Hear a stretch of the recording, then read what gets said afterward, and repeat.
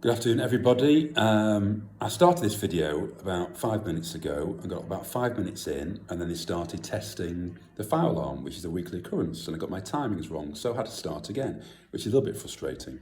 Anyway, good afternoon. Hope you're well. Apologies if I was a bit grumpy last week. We're talking about the COVID cases and the isolations, what a mad week it was. And again, thanks to the heroes that are Mrs. Firth and Mrs. Roberts and lots of the contact tracing. It's been a better week this week, still some cases.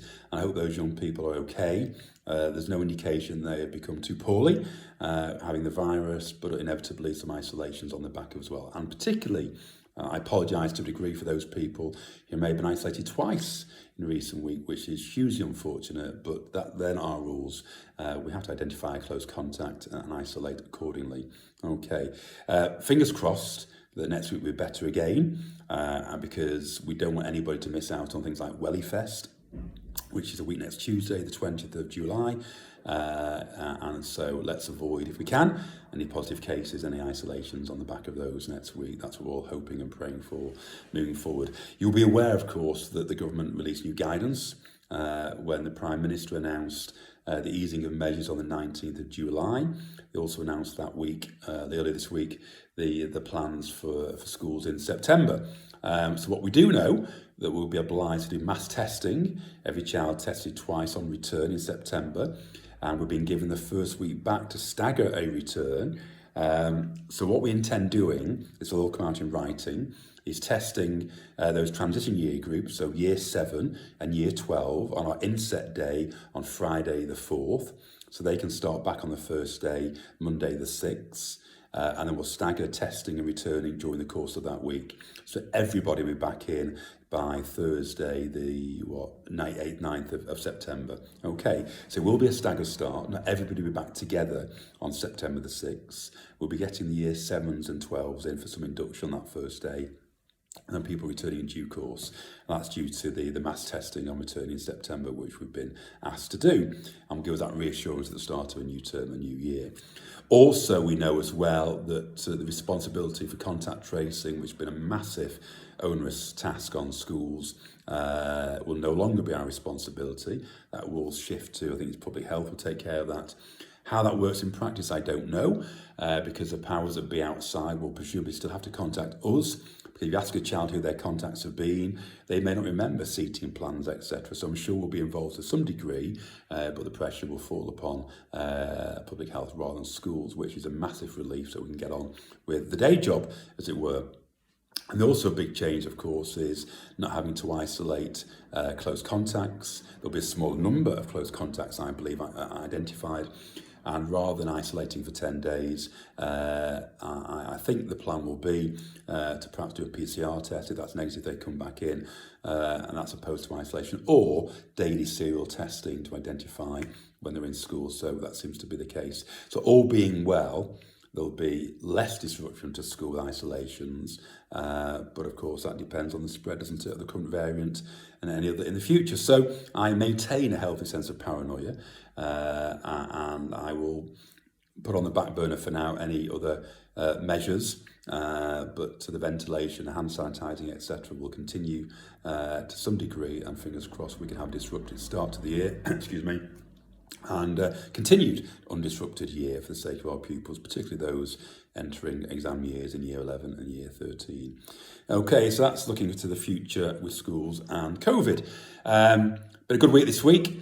Starting on Monday, we had the virtual New Year 7 parents, supposed to be a live event in school, but did it online. With myself, Mrs. Cooper, Mrs. Norbury Arsenko, Mr. Tomlinson, head of Key Stage 3, and Mrs. Dunn, the pastoral manager for Year 7, our transition coordinator. We spoke to new parents, and it seemed to have been well received. Lots of very pertinent questions, great to see lots of familiar names. Siblings obviously coming to school in September on there as well. So I hope that was a useful event. Of course, as I mentioned last week, we had to cancel the new pupil day on Thursday of this week, yesterday. But of course, now we have a staggered start in September, Then we get the year 7s and give them a form of induction during the course of that first day on Monday the 6th.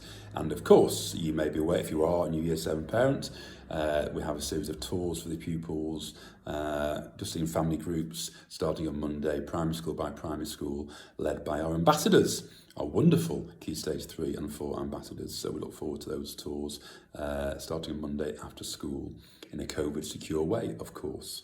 Look forward to that. What else this week? The Chester Zoo trip took place with year 7s. Interestingly, we normally get 100 or so applications for the 100 places on that. This year, I think over 220 of our year 7s applied to go on that trip, clearly starved of activities and trips over the last sort of 15, 16 months. But just to reassure parents, if you don't or didn't get on that trip, there will be a plethora of school trips moving forward. We've been lots of requests. Mr. Holt, in his absence, I've been looking at the calendar with Mrs. Roberts, but he's taken charge of that. And lots of trip applications from staff and a whole range of subjects for next year. So if your child has missed out on trips over the last few months, then trust me, there'll be plenty on offer next academic year, COVID permitting, of course. And other sort of activities as well in school, which they will relish, no doubt. That went well. The Chester Zoo trip for year 7s on, I think, Tuesday of this week. We've also had a visiting speaker as well this week. Paralympic cyclist came in and spoke to us, and that went down well with our students. We have a sixth form event on Wednesday just gone, a review and rewards trip. The year 12s, I have to say, have coped remarkably well with all the disruption this year, or potential disruption. As I say, our pupils, until the last few weeks, have spent a great deal of time in school, very, very few cases and isolations. But the year 12s have, I have to say, overall smashed their end of year assessments, which bodes very well indeed for year 13 starting in September. So well done, guys. And they did some review work on Wednesday as well, some well-being talks and some talks around sexual health, and rewards sort of lunch with pizzas and ice creams. Unfortunately, the old-fashioned style sports day planned for the afternoon with the egg and spoon and sack races, etc., has been postponed due to inclement weather, and hopefully that will run at a different time. So well done, year 12s, on a great year, on a great set of assessments, and you thoroughly deserved that slightly different day on Wednesday. So well done to all concerned. Okay, what we've got coming up, if you are at a loose end tomorrow, I mentioned to pupils, Mrs. Pavey, one of our parents, and also who runs a Friends of Pickering Lodge Park. They do a monthly, the second Saturday every month, a bit of a tidy of Pickering Lodge Gardens and Park. So if you are at loose end between 10:30 and 12 tomorrow, as she says in her poster, enthusiasm all that matters, but you've got a spare pair of gardening gloves and a spade, do go along, meet at the picnic benches at the back of the park there, an hour and a half of getting out in the fresh air and doing some good for Pickering Lodge, a great facility to have on our doorstep. So yeah, 10:30 till 12 o'clock tomorrow. Unfortunately, I'm heading over to Leeds to do some house removals for my son, who's moving from his halls of residence into a property, and God help him with that. Okay, God help us, no doubt. Right, so that's that. So pretty much all I need to say for this week, I think. Obviously, you got the email yesterday around Monday, they arranged for Monday morning. Feedback from staff and pupils, from parents coming today has been overwhelmingly positive, grateful of the chance to have a bit of a rest on Monday morning. We want our pupils to be fresh. I suspect there'll be a few late nights on Sunday, certainly judging by some pupils on Thursday morning of this week, and staff a bit bleary-eyed as well. So at this time of year, we value learning, we value education. This is not to say that I don't consider myself to be a reckless, irresponsible head teacher, and whatever work is missed for that 2 hours on Monday morning, I can absolutely guarantee will be made up over the next few weeks, months and academic years. So apologies, disrupt your plans and your routines. I hope that that's been well received. 1 or 2 dissenting voices on local social media, but please I apologise for that, but I'm pleased. Trust me, we know what we're doing, and we will not let our pupils knowingly underperform at any stage of their school careers, and this will not impact them in the long term.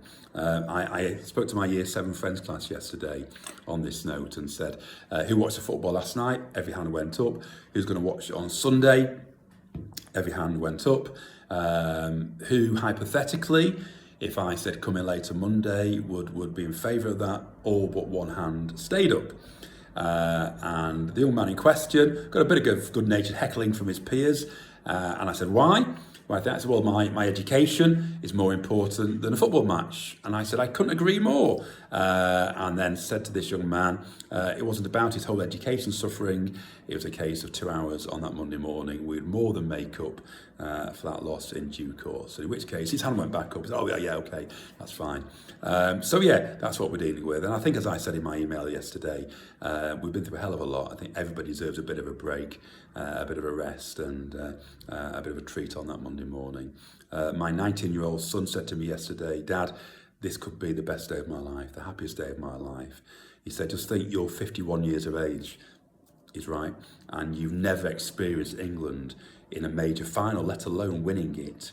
I'm only 19 and I could experience that at the 19th year of my life. He's got a point there, but I did point out that it is sport. It is fun. It is stressful at times, but it is a game. It's a sport.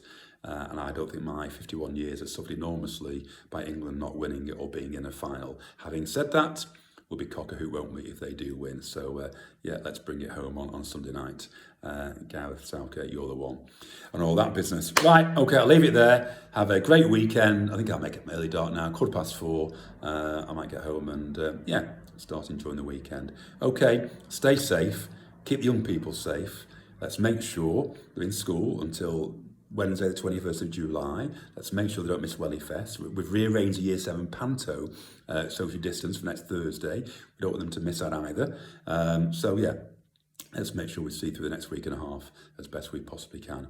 I've gone on for nearly 12 minutes. My God, I waffle. Anyway, apologies for waffling. Have a great weekend. Have a great night. Speak to you next Friday for the penultimate time. Bye-bye.